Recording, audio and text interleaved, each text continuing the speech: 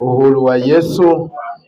Basi ni wakati mwingine tunaokwenda kujifunza neno la Mungu Jumapili ya leo tarehe 19 Julai 2026.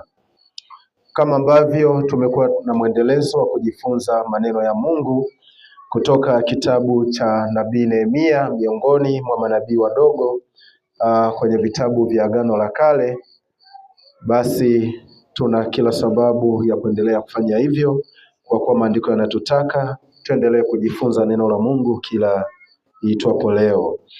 Neno letu linatoka katika kitabu cha Nehemia sura ya 6 mstari wa 15 hadi mstari ule wa 19, na mada kuu ni kukamilika kwa ujenzi. Kukamilika kwa ujenzi wa ukuta uliokuwa ukiongozwa na mtumishi wa Mungu Nehemia.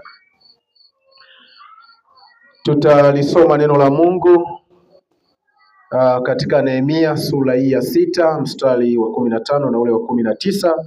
Maandiko yanasema, basi huo ukuta ukamalizika siku ya 25 ya mwezi wa Eluli katika muda wa siku 52. Ikawa adui zetu wote waliposikia, ndipo makafiri wote waliotuzunguka wakaogopa, nao wakakata tamaa sana machoni pao wenyewe, maana walitambua kazi hiyo ilivyotendwa na Mungu wetu.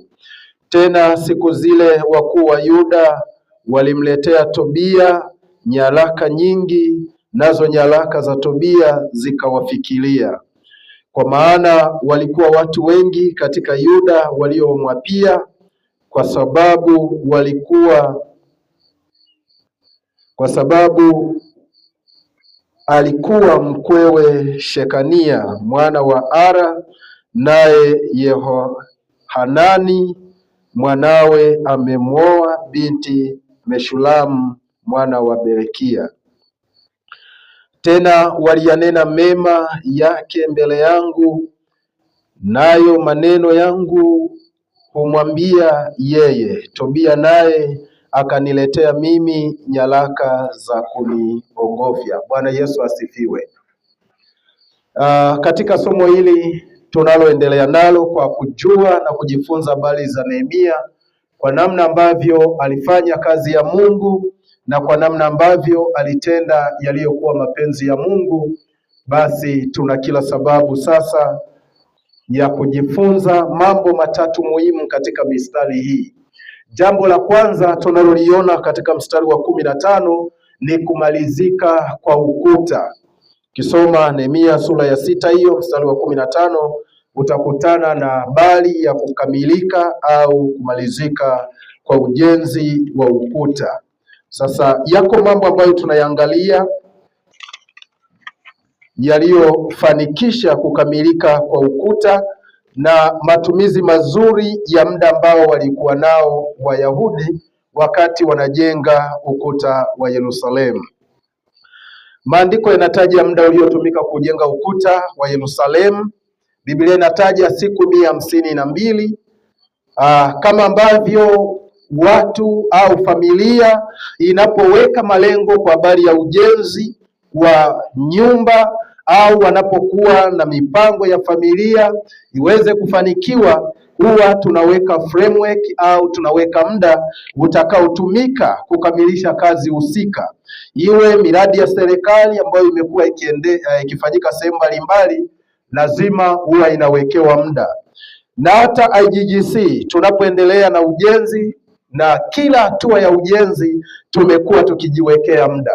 Muda unatupa nafasi ya kupima kile ambacho tumetamani kukifanya kama aidha familia au kanisa la Mungu, na linafanya tathmini ya kile ambacho wanatarajia kukifanya. Kwa hiyo matumizi sahihi ya muda huleta mafanikio, na katika shughuli ya ujenzi wa kanisa huweza kufanyika vizuri kama ambavyo watu na waumini wamekusudia kuona matokeo ya kile wanachoweza kukifanya. Kwa hiyo katika mstari wa 16 ziko siku zinazotajwa pamoja na miezi, kama ambavyo kanisa la Mungu tumekuwa tukijiwekea miezi ya kutoa ili tuweze kuenda katika hatua nyingine. Nakumbuka wakati tunaanza ujenzi wa nyumba hii ya sala, tulijipa muda wa miezi mitatu mpaka minne kwa kila hatua kuweza kukamilika, na tunamshukuru Mungu tulikuwa tunafanikiwa katika hilo. Kwa hiyo tuwe mawakili wema wa kutumia muda vizuri katika mipango tuliyo nayo, katika mipango ya kifamilia na hata katika mipango ya kanisa la Mungu liweze kukua na liweze kustawi. Kwa hiyo tukitumia muda vizuri, tuna uhakika wa kufanikiwa katika yale ambayo tunatamani kuyafanya, na Mungu wetu anajitukuza na kuonekana katika yale tunayokuwa tumepanga. Lakini kitu kingine tunachokiona kilichofanikisha kukamilika kwa ukuta ni kwa sababu watu hawa walikuwa wana malengo katika ujenzi huo, kama ambavyo sisi tulivyo na malengo mazuri katika ujenzi wa nyumba ya Mungu au nyumba ya sala tunayoendelea nayo. Kwa hiyo ni wajibu wa kila muumini na kila Mkristo kusimamia kila ambacho amekipanga katika maisha yake ili aweze kufanikiwa. Kazi yoyote bila kuwa na malengo na bila kuweka muda maalum utakaowezesha kutekeleza yale, ni dhahiri kwamba huenda ukawa nje ya malengo na muda ukafika ukawa hujafanya jambo lolote ambalo umejiwekea mbele yako. Lakini pia ili tuweze kukamilisha ujenzi wa nyumba ya sala tuliyonayo, tunahitaji kuwa wamoja, tunahitaji kushirikiana ili kazi hiyo iweze kukamilika vizuri. Pale ambapo pametokea manunguniko, pale ambapo pametokea migawanyiko katika kanisa au katika familia yoyote, kazi na mipango aliyojiwekea huwa inakwama kwa sababu umoja kati yao haupo. Kwa hiyo tunamshukuru Mungu kwa sababu ameendelea kutupatia umoja, ameendelea kutupatia ushirikiano, ameendelea kutusaidia kubebeana madhaifu ili ujenzi wa nyumba ya sala uweze kukamilika. Tumeendelea kuona tukiheshimu hata kidogo ambacho watu wa Mungu wanatoa kwa ajili ya kazi hiyo, na hivyo imetusaidia kanisa la Mungu tusiwe na manunguniko sisi kwa sisi kwa sababu fulani hatoi au kwa sababu fulani anatoa kidogo. Na hii iliwasaidia kipindi cha Nehemia kukamilisha ujenzi kwa siku walizokuwa wamejipangia zinazotajwa kwa miezi na hata kwa siku zile 52. Lakini jambo la tatu, jambo lingine lililosaidia kukamilisha ujenzi wa ukuta, watu hawa walikuwa tayari kuitii sauti ya Mungu, kama ambavyo walijifunza neno la Mungu kila siku, kama ambavyo walikumbushana sheria za Musa na ambavyo waliendelea kumwomba Mungu. Na ndilo jambo na hitaji kubwa ambalo kanisa la Mungu IGGC tunatakiwa kulifanya.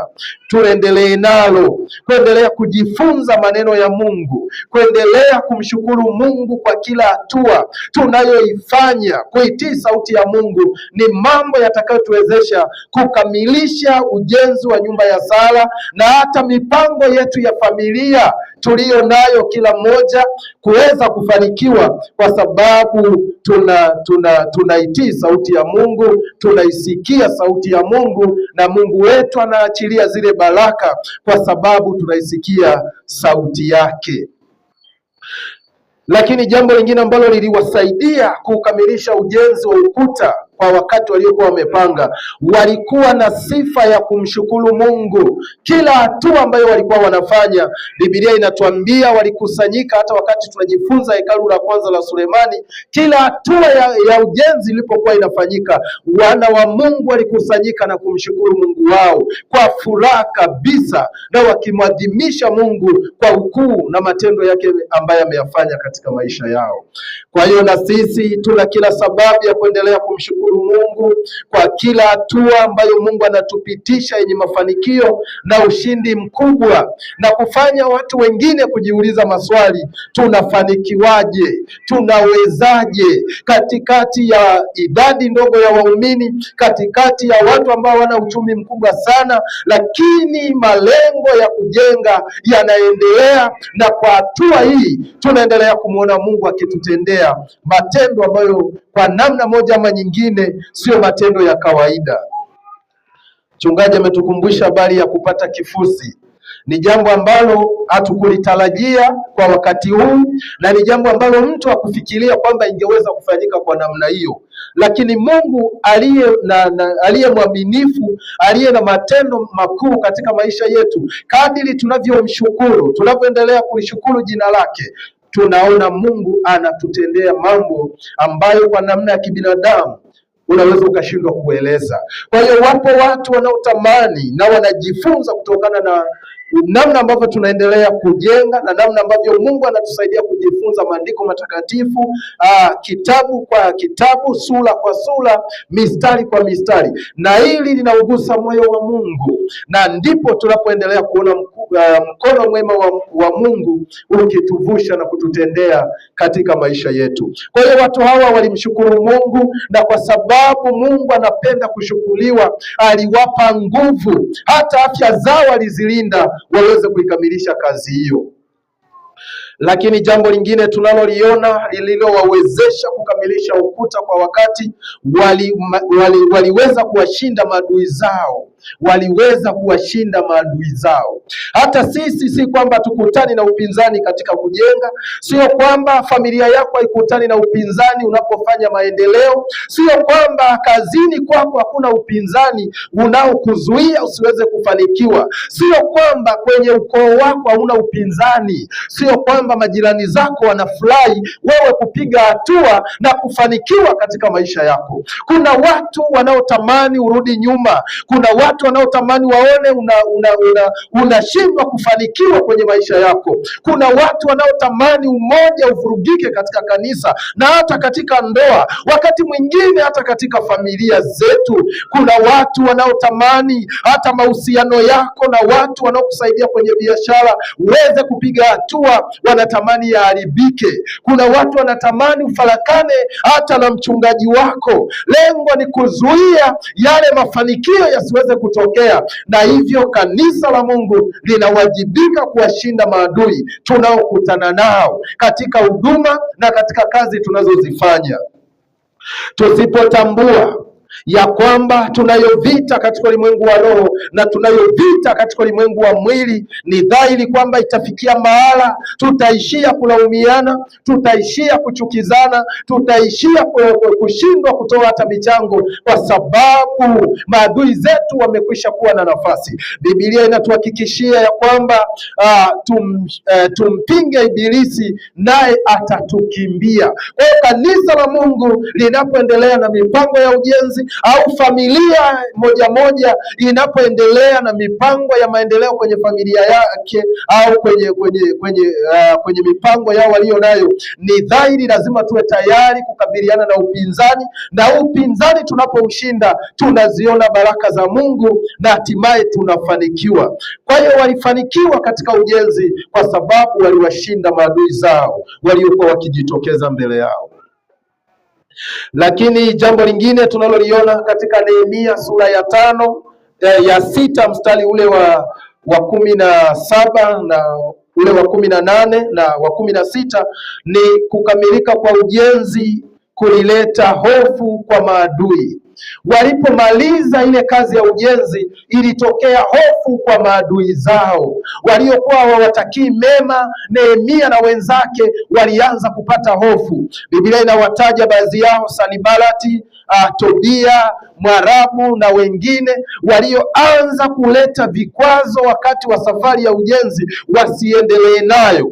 Kwa hiyo sasa wanapewa habari nyingine kwamba ule ukuta umekwisha kukamilika, na ukuta ulipokamilika watu hawa walipatwa na mambo makubwa matatu. Bwana Yesu asifiwe. Uhuru wa Yesu. Yaani adui yako anaposikia kile ambacho alitamani ushindwe kukifanya, umekifanikisha kwa ushindi mkubwa, anakuwa na mambo makubwa matatu yanayotajwa katika mstari wa 16 mpaka wa 18. Kukamilika kwa ujenzi wa ukuta kulileta hofu kwa maadui, na mambo yaliyotokea kwa maadui wa ujenzi wakati ule, Biblia inataja makafiri wakaogopa. Bwana Yesu asifiwe. Makafiri ni watu wanaotafasiriwa kwamba ni watu wasiomjua Mungu. Kwa hiyo waliposikia kwamba Nehemia na timu yake aliyokuwa nayo tayari wamefanikiwa kujenga ukuta, wale watu waliogopa, kwa maana kwamba hawakutarajia kile kitu kiweze kufanyika.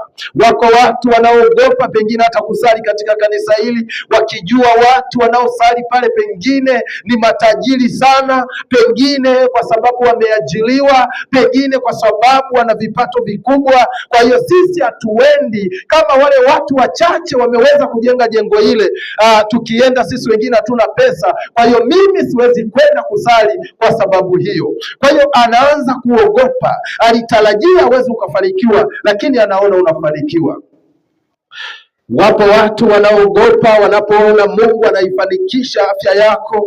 Wapo watu wanaokuogopa kwa sababu watoto wako wanafanikiwa. Wapo watu wanaogopa wanapoona unaendelea kupata kibali kazini ama ofisini kwako, kwa sababu walishangaika kwenda kwa waganga wakuzuie usiweze kuwa na nafasi hiyo, lakini bado wanaona unapata kibali. Kwa hiyo kinachotokea, wanaogopa, na wengine wanafikia wakati wanakuja kukwambia dhahiri moja kwa moja kwamba inawezekana wewe una mganga wako ana uwezo mkubwa, kwa sababu tunakuona tu hapo ofisini, kazi zako hazieleweki, lakini wanakupandisha cheo, lakini bosi anakuheshimu, bosi anakupenda. Biblia inasema mtu akimtumikia Mungu na Mungu atamheshimisha mtu huyo. Kwa hiyo Mungu anatusaidia. Maadui zetu wanatuogopa, maadui zako wanakuogopa, waliokupangia mabaya, waliotamani uharibikiwe, wanapoiona nguvu ya Mungu inapokuvusha. Makafiri wasiomjua Mungu wa kweli tunayemtumikia wanaogopa.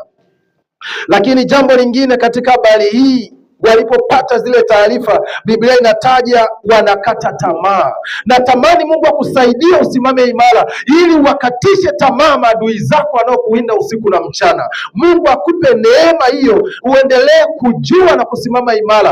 Wale wanaokuwinda, wanaokutafuta, hata wakuue kwa sumu, ninatamani Mungu akusaidie waweze kukata tamaa. Bwana Yesu asifiwe. Hatuwezi tukawakatisha tamaa maadui zetu kwa kutenda mabaya. Nehemia aliendelea kutenda mema. Nehemia aliendelea kufundisha neno la Mungu, aliendelea kuhamasisha Wayahudi waukamilisha ujenzi wa ukuta, kama ambavyo leo hii tunaendelea kutiana moyo na kuhamasishana. Tunapoendelea na ujenzi wa nyumba ya sala, basi Mungu atusaidie kuwashinda maadui. Wakati mwingine maadui hawaonekani kwa namna ya kawaida, tunahitaji macho ya rohoni kuweza kuwatambua. Yesu anawaambia wanafunzi, kondoo wengine ninao, lakini sio wa zizi hili. Maana yake ni kwamba kuna watu wengine wanaweza wakawemo kanisani, lakini ndio wataabishaji wakubwa, wanaopenda kuzuia ile kazi isiweze kufanikiwa, wanaotamani waone kanisa aidha linasambaratika, ili kwamba waweze kufurahi katika malengo yao. Kwa hiyo maadui walikata tamaa kwa kuona yale waliokuwa wakiyapigania yasiweze kutokea, sasa yanatokea. Mungu atupe neema. Maadui zetu wanaotuazia mabaya, siku moja waone yale wanayotamani tusiyapate, na Mungu atufanikishe kuweza kuyapata. Tutende yaliyo mema kama Nehemia, ndipo tutakapoyaona hayo. Lakini adui anatambua kazi inayotendwa na Mungu. Bwana Yesu asifiwe. Adui anatambua kazi inayotendwa na nani? Na Mungu. Ukisimama imara kwa Bwana, ukatenda matendo mema, hata adui zako wanajua kwamba wewe una Mungu, wala uhitaji kwenda kujieleza kwao. wala hauhitaji kwenda kujitambulisha kwao. Biblia inasema watawatambua kwa matendo yao, yaani yale matendo unayoyatenda watu wanatambua ni Mungu amekusaidia. Hata sisi tunaendelea kujivunia nguvu ya Mungu inayotenda katikati ya kanisa letu, inavyotenda katika ujenzi wetu, inavyotenda mbele ya maadui zetu wanaotamani pengine turudi nyuma, lakini tunaona hatua zinakwenda na Mungu anaendelea kujiinua. Adui alitambua kazi ya Nehemia ilikuwa pamoja na Mungu. Kwa hiyo ninatamani hata kwenye familia, kwenye maisha yetu ya kila siku, watu watambue tuna Mungu, na watu watambui kwamba tuna Mungu kwa maneno tu. Watu hawatambui kwamba tuna Mungu kwa maneno tu, wanatamani waone vitendo. Biblia inasema vivyo hivyo nuru yenu na iangaze mbele za watu, wapate kuyaona matendo yenu mema, ili wapate kumtukuza Mungu aliye mbinguni.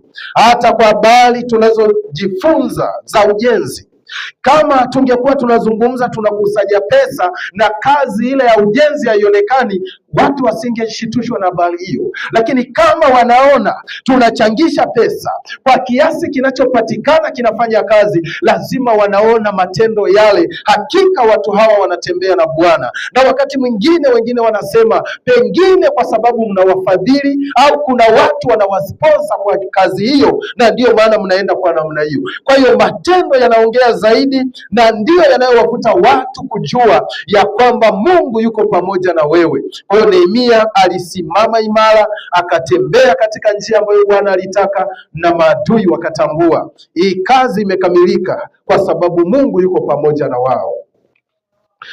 Nitoe wito kwa kila mmoja wetu kwamba tuendelee kumtumainia Mungu na matendo mema yatufanye kuwavuta watu kuja kwa Yesu, na matendo mema yatufanye kuwashinda maadui wanaojitokeza katika maisha yetu ya kila siku.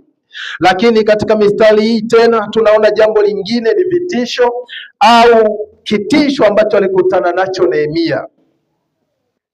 Nehemia analetewa nyaraka. Ukisoma mstari wa 19 anasema, tena waliyanena mema yake mbele yangu, nayo maneno yangu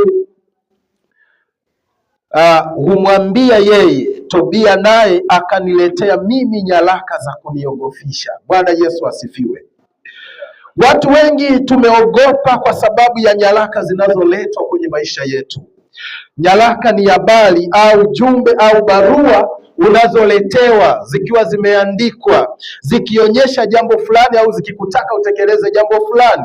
Kwa hiyo Nehemia analetewa nyaraka za vitisho, kama ambavyo wewe na mimi tumesikia habari za vitisho na za kutukatisha tamaa katika safari ya wokovu, na za kukatisha tamaa katika safari ya imani. Yako mambo yanayotokea katika familia au kwa mtu mmoja mmoja yanamkatisha tamaa.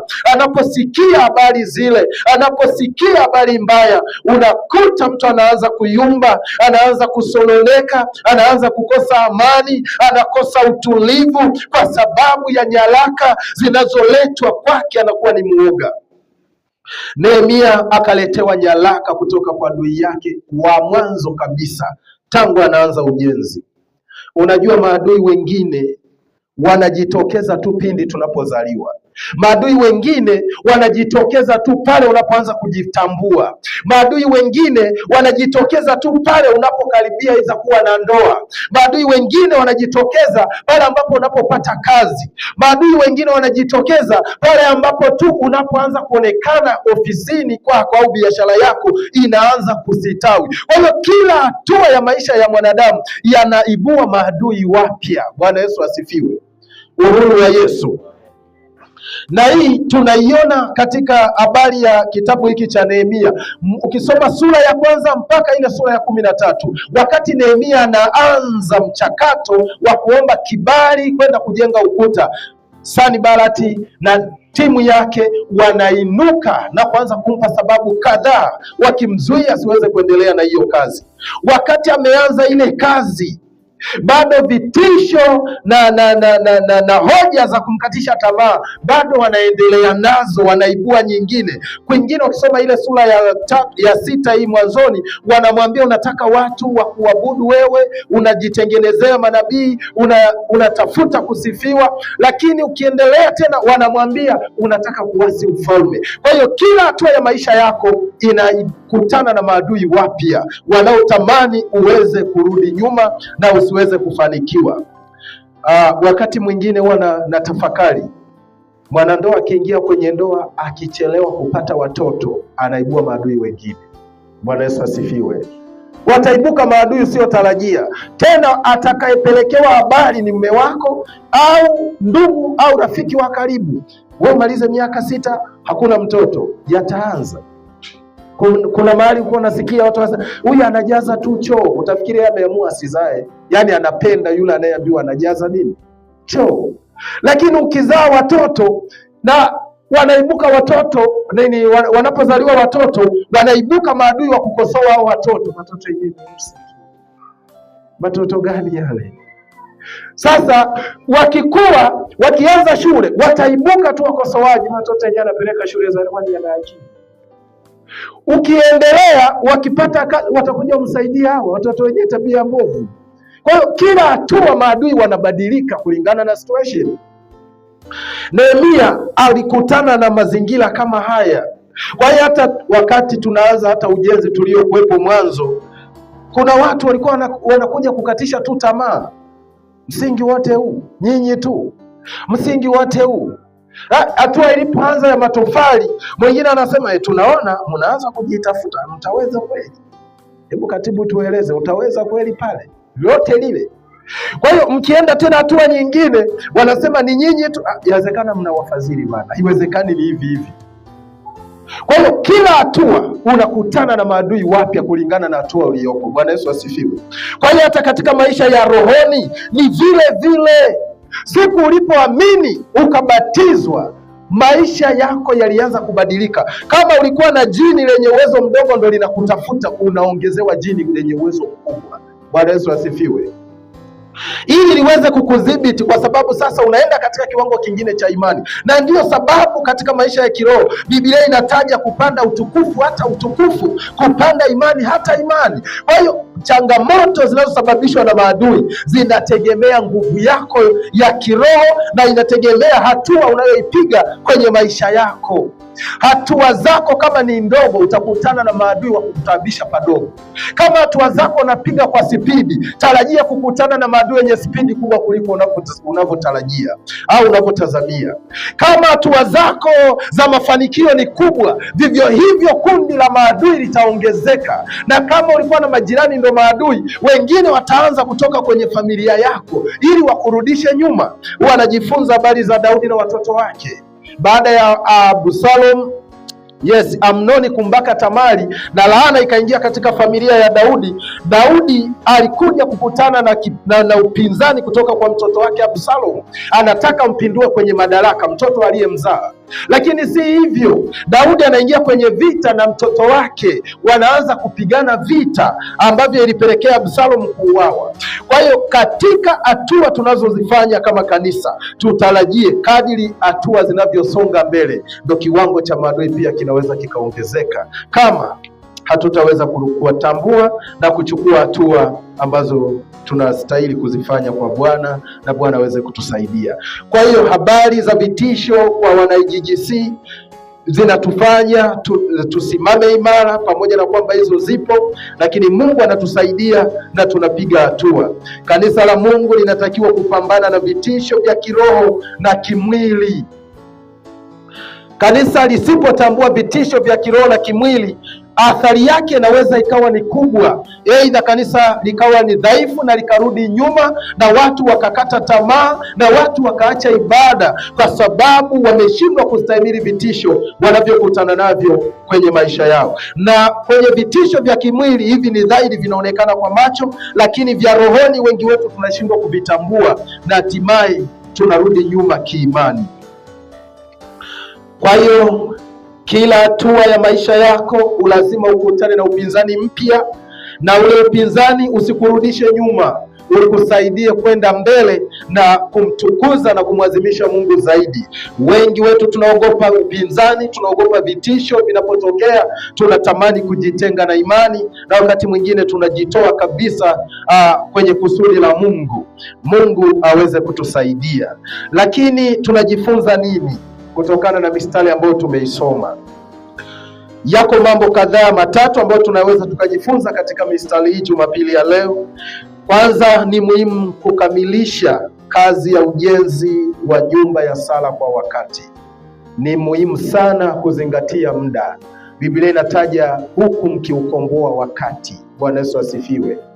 Hata iwe mipango ya familia, Mungu atusaidie kuzingatia muda tuliojiwekea. Tukiishi nje ya muda, maana yake tunaenda kuishi nje ya malengo. Tukiishi nje ya muda, maana yake hatutaukomboa wakati. Hata iwe kwenye majukumu mbalimbali tunayotakiwa tuyatekeleze, tukiishi kwenye nje ya muda tuliokubaliana, kuna option mbili: kufanikiwa katika lile jambo au kufeli kwa jambo lenyewe. Kwa hiyo Mungu atusaidie, na ndio maana tunaohudhuria kwenye vikao vya harusi huwa wanaweka framework ya muda kwamba tutachanga kwa miezi miwili. Uwe umechanga au hujachanga, tukio litakamilika. Bwana Yesu asifiwe. Na sisi tunamshukuru Mungu kwamba katika framework ya muda tunaojiwekea, mara nyingi Mungu wetu amekuwa akitusaidia. Mara nyingi Mungu amekuwa akituvusha na akituwezesha kufanikiwa katika yale ambayo huwa tunapanga na hatimaye yanafanikiwa.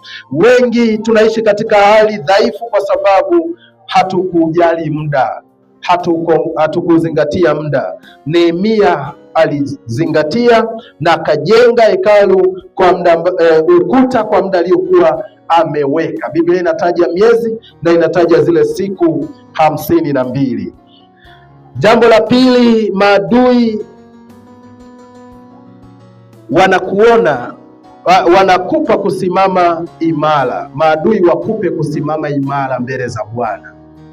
Maadui wanaoinuka, wanaojitokeza, wakupe kusimama imara kwa nani? Kwa Bwana. Watu wengi wanapokutana na upinzani au na maadui zao, wanaposimama mbele yao, hata iwe ofisini, anaona mtu anaanza kurudi nyuma, anakata tamaa, anaacha, anaanza kujisemea yeye mwenyewe, anaanza kujilaani. Biblia inatuambia tusijilaani kwa midomo yetu sisi wenyewe. Kwa hiyo Mungu atusaidie kusimama imara kwenye nyakati ngumu ambazo maadui zetu wanasimama. Lakini jambo la mwisho tunalojifunza, tunapaswa kuvishinda vitisho. Nehemia na wenzake walivishinda vitisho walivyokutana navyo kwenye maisha yao. Bwana Yesu asifiwe. Uhuru wa Yesu. Tunapaswa kuvishinda nini? Vitisho tunavyokutana navyo, viwe vya kifamilia, viwe vya kwenye ndoa, viwe vitisho vya kwenye uchumi, viwe vitisho kwenye huduma na karama ulionayo, viwe vitisho kwenye maisha yako ya kila siku. Unapaswa kuvishinda kama ambavyo Nehemia na wenzake waliweza kuvishinda. Bwana Yesu asifiwe. Uhuru wa Yesu. Basi niombe tusimame. Tutaimba wimbo namba 97 katika nyimbo za sifa, na mara tu baada ya wimbo huo, kama utakuwepo mwenye kuhitaji, tuombe pamoja juu ya somo tulilojifunza. Pengine viko vitisho vinavyofikia wakati vinakutoa kwenye imani, lakini inawezekana kwa sababu ya maadui unaokutana nao inafikia mahali unakata tamaa. Basi unaweza ukapita mbele tukaomba kwa ajili yako. Mchungaji yupo kutufikisha mbele za Bwana ili yeye aweze kutusaidia kushinda vitisho na kutembea katika kusudi la Mungu.